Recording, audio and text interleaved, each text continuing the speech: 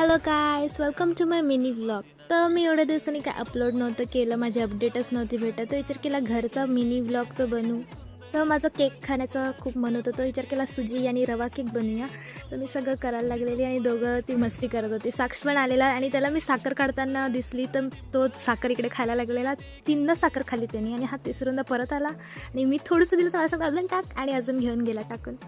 तसेच मज्जा मस्ती करत मी केकचं बॅटर बिटर रेडी केलं. तर गाईस मी प्रो लेवलची कुक नाही, तर मला कायच नव्हतं माहिती. आणि हे बघा दोघं परत मस्ती करायला लागलेले. तुम्ही कुठे होती?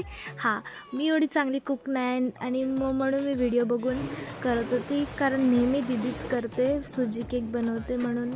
केक बेक झाल्यानंतर चांगला बेक झाला की चेक करत होती आणि मग ह्याला काढून थंड करत ठेवलं.